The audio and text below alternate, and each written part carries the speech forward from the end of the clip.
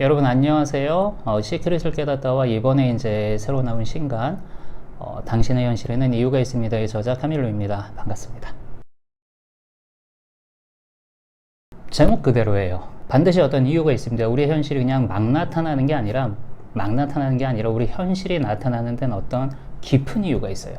근데 그 깊은 이유에 대해서 이런저런 이제 그 관점들을 통합을 해가지고 비이론적인 관점에서 한번 바라본 책이죠.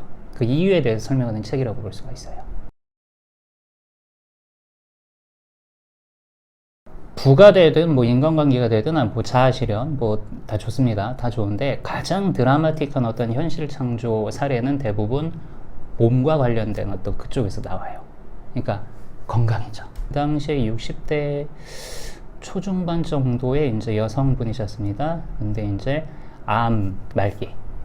말기셨어요. 말기셨는데 그분이 이제 관련 분석을 통해 가지고 그 암을 갖다가 지금 치료를 하셨어요. 치료를 하셔서 그래서 이제 그분의 관련 분석 과정을 잠깐 돌아보면은 병을 만들어내는 데 있어서 가장 이제 중점적으로 작용을 했던 관념은 나는 버림받았다, 쓸모가 없다라는 관념이었어요. 그래서 이분의 육체 스스로가 자기 자신을 버리고자 하는 어떤 그 의도가 있었단 말이에요. 말 그대로 죽음으로 몰아가는 거죠. 나는 버림받은 존재야. 가치가 없어. 이러한 관념들이 만들어내는 현상 중에 하나가 뭐냐면요. 자, 이분이 이제 결혼 생활 영위를 하면서 남편한테 그렇게 학대받으면서 살다가 버려졌어요. 이혼당했습니다. 이혼당하시고 어떻게 잘못돼가지고 뭐 건진 게 거의 없이 이혼 당하는 어떤 그런 경우 있죠. 거기에다가 이제 아이도 뭐 떠맡게 되고, 자, 이런 식으로 항상 그분의 삶에서 나는 버림받았다라는 그 관념을 확인할 수밖에 없을 만한 상황들이 계속해서 일어나고 있었어요. 그러다가 이제 마지막에 그게 다라니까 몸으로 온 거죠. 몸으로 와서 이게 마치 어떤 느낌이었냐면은 육체의 세포들이 자기 자신을 버리는 느낌인 거예요. 자기 자신의 가치를 놓아버리고 스스로를 갖다가 이제 밀어내는 어떤 그런 느낌이 있었던 거예요. 그랬더니 암이 그 의사분 말로는 뭐 진행 속도가 너무 빠르다고 할 정도로 이제 훅 하고 그 초기에서부터 말기까지 이렇게 진행이 됐던 것 같습니다. 그 경우에 이제 뭐 약물 치료도 하고 항암 치료도 하고 자연 뭐 치료요법 이런 것도 하고 막 하셨는데 잘 안 됐어요. 이것도 저것도 안 들었습니다. 이유가 뭐냐면은 아까 말씀드렸듯이 이 관념 자체는 계속 자기 자신을 버림받아야 하는 존재, 가치가 없는 존재, 따라서 이 세상에서 사라져야 하는 존재로 여기고 있는 동안에는 약이 듣지 않아요. 제대로 듣지 않아요. 그 부분을 치료를 했어요. 그 부분을 어떻게 했냐면은 일단 이 관념이 내 안에 있다라는 사실, 그분의 경우 그분 안에 있다라는 사실을 납득시키는 과정이 필요했습니다. 이렇게 되면은 메인 카르마들이 드러나는데 이분의 경우 그 버림받아야 되는 아주 존재적인 어떤 그 고립감, 이 메인 카르마하고 접근을 해서 소통을 해야 됩니다. 이게 소위 말하는 내면의 소통이 되는 거죠. 소통하는 그 기간 동안에 강력한 저항이 있으셨어요, 이분도. 그런데 그 과정에서 자기 자신의 고집을 내려놓으셨다고 보시면 됩니다. 이게 아니면, 이게 마지막 길이고 나는 이것이 아니면은 어차피 죽는다. 무슨 어떤 뉘앙스인지 감이 오세요. 자기 고집, 아집을 완전히 내려놓으셨어요. 내려놓으시고 내 안에 있는 그 관념들의 이야기를 들어주고 위로해주고 다독여주고 그런 과정을 거치다 보니까 중간쯤에 굳이 살아야겠다라는 생각 자체도 사라지는 거예요. 이게 뭐냐면 삶에 대한 집착이 놓아진 거예요. 그러면서 뭐만 하고 싶었냐면 이제까지 살아오면서 상처받았던 내 안의 그 관념들 있죠. 이 관념들을 그냥 사랑해주고 안아주고 싶었던 거죠. 그래서 그렇게 했어요. 어떤 다른 이제 목표가 없었어요. 내가 반드시 이 암세포를 갖다가 치료를 해가지고 건강을 되찾아야지 이런 게 아니라 말 그대로 순수한 자기 자신 안에 있었던 그 슬픔들, 그 관념들에 대한 어떤 사랑, 자, 그렇게 해서 받아들였습니다. 받아들이고 그 관념들은 이제 그 결핍을 표현해야만 했던 자기들의 어떤 할 일을 끝마친 거잖아요. 변하기 시작한 거예요. 네, 좋습니다. 물론 그 과정에서 이제 또 제가 말씀드리고 싶은 게 뭐냐면은 이런저런 어떤 그 몸 관리 있잖아요. 행동으로 보여주는 몸 관리 이런 것도 당연히 병행이 되었죠. 이제 많은 분들이 뭐 시크릿이나 아니면 뭐 마음으로 현실을 창조하는 이런 방편들이 인식만 가지고 모든 게 뚝딱 된다 이렇게 이제 오해하시는 경우도 많은데, 자, 인식이라는 건 아주 총체적인 것입니다. 그래가지고 그 과정에서 너무나 당연하게 자연스럽고 당연하게 어떤 하나의 결과로부터 펼쳐진 과정에 들어가는 행위들 있죠. 이것들은 그냥 이렇게 자연스럽게 병행이 되는 거예요. 그분도 그렇게 하셨어요. 음식 신경 쓰시고 많이 움직이시고 걸으시고 걸으면서 계속 자기 자신 안의 관념들하고 대화하시면서 그렇게 몇 달을 보내셨어요. 보내시고 암세포가 사라진 거죠.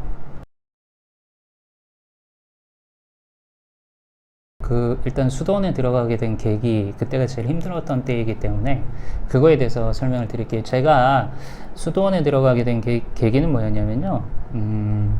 사실 나 스스로가 나 자신이 누구인지 알고 싶어서 이제 들어갔습니다. 그런데 재밌는 게 뭐냐면은 그냥 그 사회에서 생활하면서 자기 자신이 뭔지에 대해서 알아가면 되는 거 아니냐, 이렇게 이제 지금은 말을 할 수도 있는데, 그때 저한테는요 그게 불가능했어요.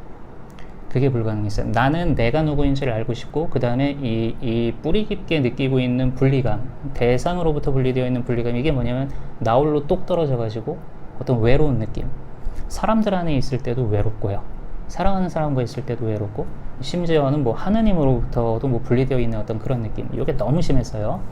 너무 심해가지고, 그렇다면은 이렇게 괴로워하고 있는 나는 도대체 이제 누구인가? 이때부터 이제 관념 분석이 시작이 되었던 거죠. 저만의 이제 깊은 관념 분석이 시작이 되었는데, 이 사회에 남아 있어서는 이제 그거를 할 수 없는 상황까지 갔었던 겁니다. 아무것도 할 수가 없었어요. 이유는 뭐냐면요, 이제까지 익숙하게 살아오던 어떤 생활 패턴들, 이것들이 이제 습이죠.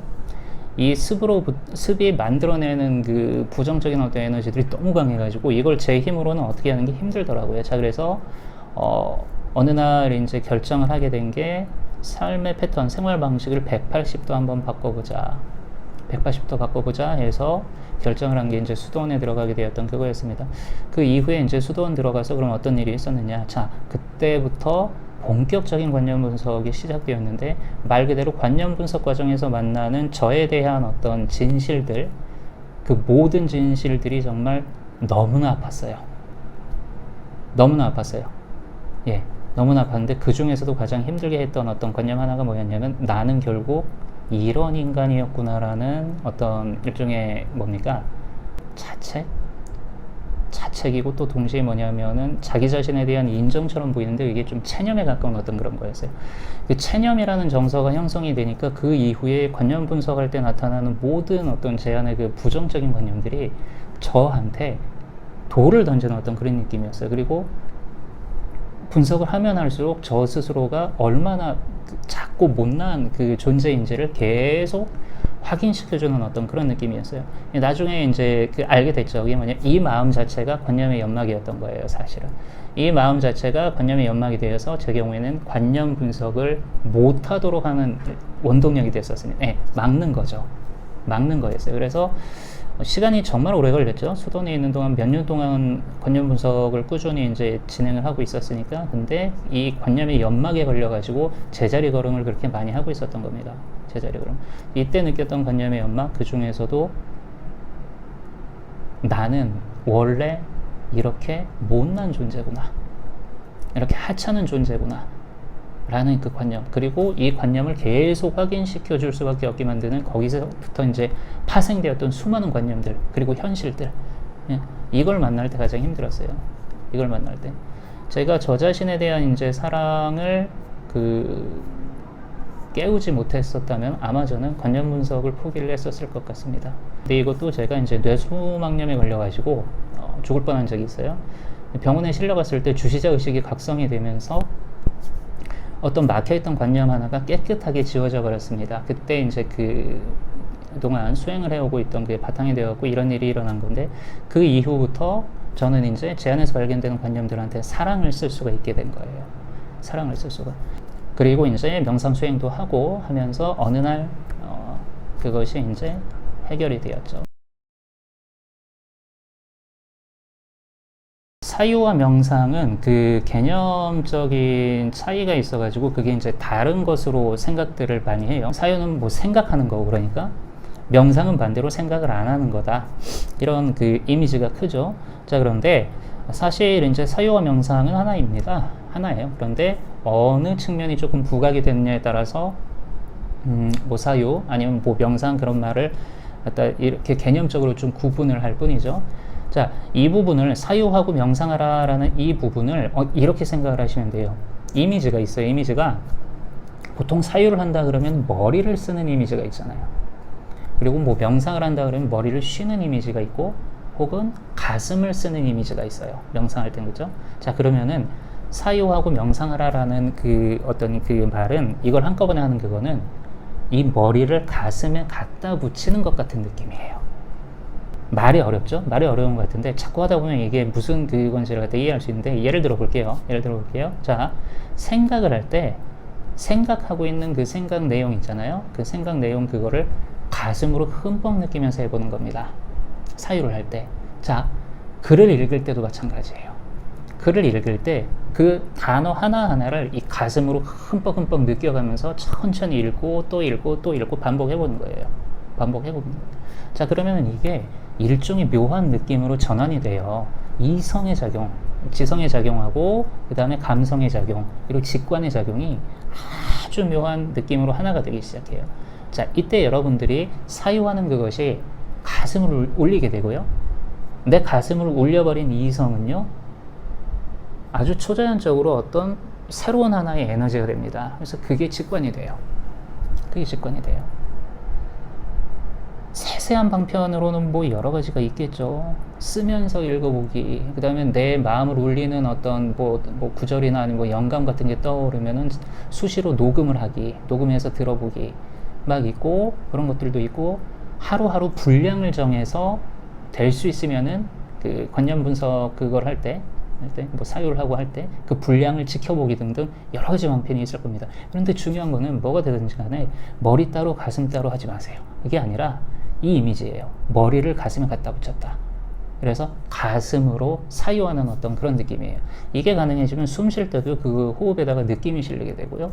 여러분들 글을 읽을 때도 내가 있는 그 문장이 살아 숨쉬면서 가슴으로 들어와요. 알려집니다.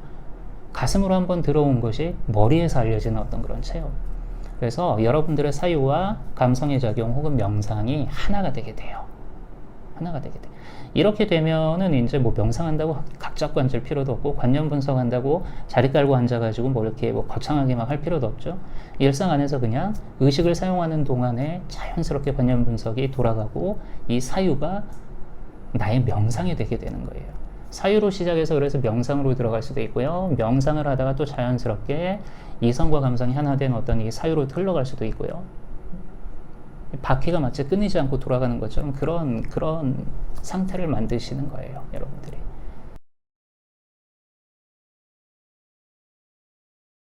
좋습니다. 이게 사람마다 달라요. 사람마다 다른데 공통적으로 포기하고 싶을 때 생각해야 되는 거는 딱 한 가지밖에 없습니다. 딱 한 가지밖에 없습니다. 이건 꿈이야. 이 삶은 꿈입니다. 그냥 꿈이에요. 왜 그런지는 나중에 알아가면 될 일이고 일단 이 세상은 꿈이에요. 꿈인데 기왕 꾸는 꿈, 좋은 꿈을 꿔보자. 좋은 꿈을 꿔보자. 즐거운 꿈을 꿔보자. 멋진 꿈을 꿔보자. 다이나믹한 꿈을 꿔보자. 여러분들 힘들 때마다 그 고통은 이것이 실체를 가진 어떤 그 세상이고 이것이 절대적인 어떤 나의 현실이고 막 이런 마음들 때문에 정말 힘들거든요. 그래서 손도 발도 낼 수 없을 정도로 좌절하게 되고 쓰러지게 되고 일어설 수 있는 힘이 없는 그런 상태가 돼요. 이때마다 가슴속에 명심하세요. 이건 꿈이야. 꿈이니까 기왕 꾸는 꿈, 멋들어진 꿈을 꿔보자. 그겁니다. 이 마음을 가지고 사시면요, 사실 이제 그렇게 삶이 심각해질 게 없어요. 심각해질 게 없으니까 힘이 빠지게 되고요, 느긋해집니다. 여유로워져요. 자, 그때 오히려 물속에 가라앉고 있었던 내 몸이 떠오르게 돼요. 힘을 빼셔야 돼요. 힘을 빼셔야 돼요. 여러분 그거 아셔야 돼요. 무언가 추진하다가 중간에 관두는 것도 힘들어가서 관두는 거예요. 힘들어가서. 왜? 힘들어가니까 꼿꼿해져가지고 저항이 거센 거죠. 힘을 빼세요. 힘을 빼시면 자연스럽게 불어오는 바람은 비껴가고요, 가라앉던 몸뚱이는 오히려 떠오르게 됩니다. 그 힘을 뺄 수 있는 비법이 그것입니다. 기왕 꾸는 꿈, 멋들어진 꿈을 꿔볼까? 여러분들 삶의 기간마다 자, 이번 챕터에서는, 이번 씬에서는 이러이러한 꿈을 한번 꿔볼까? 흥미진진하네. 무엇이 오더라도 세상은 꿈이에요, 일종의. 그런데 이 꿈에 불과한 세상이 우리의 유일한 현실입니다. 자, 그렇다면 얼마나 다행이에요. 우리의 현실이 꿈이라서. 얼마나 다행이에요. 그리고 뭡니까? 얼마든지 또 다른 꿈을 꿀 수 있다는 겁니다. 얼마든지 또 다른 현실을 꿀 수 있다는 거예요. 그렇게 일어나서 다시 한번 나아가시면 되는 거예요. 아무리 쓰러져도 신경 쓸 필요가 없습니다.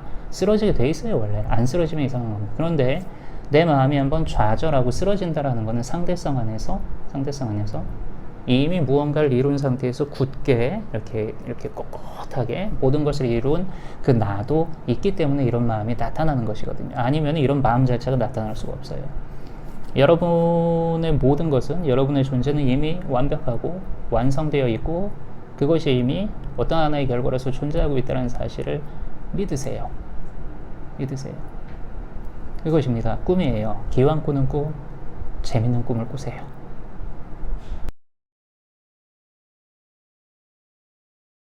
관념 분석을 할 때 주의할 점은요, 오만해지는 겁니다. 이 오만해지는 그 마음이 뭐냐면 자기도 모르게 영적 어떤 허영이 생기거나 아니면 자기 자신의 통찰력이 반하게 돼요. 반하게 되어가지고 으쓱해지게 됩니다. 근데 그게 관념들의 연막이에요. 관념들의 연막. 이 오만하고 으쓱해지는 교만한 마음을 갖다가 주의하시기 바라고요. 자, 또 두 번째는 또 뭐냐면은 내 의식 수준이 깊으면 깊을수록 더 깊은 곳에 있는 관념이 보이게 됩니다. 그래서 관념 분석은요, 머리로만 하시면 안 돼요. 반드시 여러분들 명상 등을 통해 가지고 깊이 내 마음 안으로, 의식 안으로 침잠에 들어가는 훈련이 병행되는 게 좋아요. 머리로만 하는 관념 분석은 되게 재밌는 게 실제 행위의 변화로 이어지기가 힘들어요. 실제 움직이지 않습니다. 뭘로만 해요? 머리로만 해요. 그럼 어떻게 돼요? 삶은 변하지 않고 오히려 더 힘들어요. 차라리 몰랐으면 좋을걸. 관념 분석하면서 오히려 더 힘들어지고 변화가 없고 뭐 힘들기만 해요 라고 말씀하시는 분들 대부분이 머리로만 합니다. 머리로만. 자, 그게 아닙니다. 그래서 여러분들의 어떤 의식을 훈련해가는 어떤 그런 방편들, 일종의 좀 명상 생활이 되겠죠. 대표적인 게. 그렇죠. 이와 같은 깊은 의식 훈련, 혹은 뭐 마음자리 훈련. 자, 이런 것들이 병행될 때 여러분들의 관념 분석이 힘을 받게 돼요. 자, 그래서 실질적으로 관념 분석을 통해 가지고 자기가 무엇을 해야 될지를 갖다 알아내고 나서 움직이는 분들의 경우에는 머리로만 한 분들이 아니에요. 네. 가슴으로 함께 하고, 그 다음 뭡니까? 이 가슴으로 함께 하면서 이성과 감성이 모두 동의를 했기 때문에 이 몸은 자연스럽게 어떻게 되는 거예요? 행위하게 되는 거예요. 만약에 여러분들이 분석만 하고 앉아있고 움직이지 않는다면, 아하, 요거 잘못하고 있구나. 자, 이거 뭡니까? 일종의 관념의 연막에 빠져 있는 겁니다. 이 경우에는 관념 분석이 약이 아니라 일종의 진통제 역할을 하는 거죠. 그리고 그것에 중독됩니다. 자, 그래서 뭐예요? 영성 중독되는 거예요. 그런데 뭐예요? 변하는 건 하나도 없습니다. 네, 삶이. 오히려 더 힘들어질 수 있어요. 이 부분에 대해서는 조금 주의를 하시는 게 필요할 것 같아요. 교만해지려는 마음, 그리고 실질적으로 내가 행동하고자 하는 마음이 일어나는지 그렇지 않은지. 만약에 일어나지 않고 아무런 변화가 없다면 나는 관념 분석을 머리로만 하고 있구나. 내면와의 소통한다고 앉아있어서도 요 입으로만 하고 있구나. 내심 딴 마음을 품고 있으면서 요 입으로만 하고 있구나. 자, 이 부분을 알아보셔야 됩니다. 요 두 가지 고개를 잘 넘기시면요, 누구나 할 수 있어요. 드라마틱하게 삶이 변할 수 있습니다. 마지막으로 이제 드리고 싶은 말씀은요, 이 책 같은 경우에는 조금 이제 사람마다 다르겠지만 전작하고는 달리 좀 술술 읽힐 겁니다. 그런데 100번이고 1000번이고 읽어보셨으면 해요. 곱씹으면서, 그리고 나의 경우를 대입을 해가면서. 지금 거기에 수록해 놓은 39가지의 그 관념들은요, 그 사람들만의 관념이 아니에요. 사실 모든 인간들이 공통적으로 가지고 있는 관념 형태이기도 합니다. 이거를 이러이러한 관념들이 작용을 하면 이러한 삶의 형태가 나타날 수 있습니다 라는 일종의 가이드인 거예요. 그래서 그 책을 보고 남의 얘기로 남겨두지 마세요. 그거는 여러분 이야기예요. 나의 이야기구나. 책을 읽으면서 자기 자신을 대입하세요. 주인공이 되는 거예요. 거기 들어가는 거예요. 그래야지 내 안에 있는 것들이 보여요. 물론 거기서 제시한 관념의 형태들이 완벽하게 객관적으로 맞아떨어 들어간다 그런 이야기가 아닙니다. 개개인이 다 조금씩 달라요. 그런데 큰 틀은 있어요. 큰 틀은 있어요. 공통관념 영역이라는 것이 있기 때문에 큰 틀이 있단 말입니다. 자, 그래서 그것을 발견을 하세요. 자, 그 이야기는 나를 만나보지 않고 쓴 나에 대한 이야기다라고 생각을 하시면 좋을 것 같아요. 인간에 대한 이야기입니다. 당신은 인간이잖아요. 여러분들이 인간이잖아요. 그러니까 결국 내 이야기인 거예요. 내 이야기. 그래서 계속 반복해서 읽어보세요. 반복해서 읽어보는 동안 어제 안 보이던 게 오늘 보이게 되고 내일은 더 깊은 게 보이게 되고 이런 일들이 일어나게 될 것입니다. 눈이 열리는 거예요. 눈이 열리는 거예요. 그래서 반드시 나의 경우를 대입하시면서 읽어보는 걸 추천드릴게요. 그리고 읽으시면서 이제 현타 오고 막 그런 분들도 계실 텐데 너무 그렇게 또 심각하게 현타 같은 거 올 때는 받아들이지 마세요. 현타 오면 어떻습니까? 현타가 와야지 또 뭐예요? 변화가 시작될 수 있는 거죠. 변화가 시작될 수 있는 거죠. 너무 어렵지는 않을 겁니다. 어렵지 않고요. 처음에 조금 어렵게 느껴진다고 해도 계속 있다 보면 그 안에서 어떤 반복되는 패턴이 발견이 될 거예요. 그거 발견해내시면 돼요. 그거 발견. 이 정도 부탁드리고 싶네요. 네, 오늘 감사합니다. 네, 반갑습니다, 여러분. 감사합니다.